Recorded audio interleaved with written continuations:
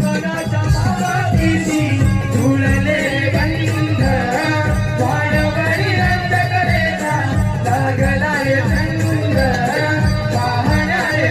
गणेश मन झाले सुंदर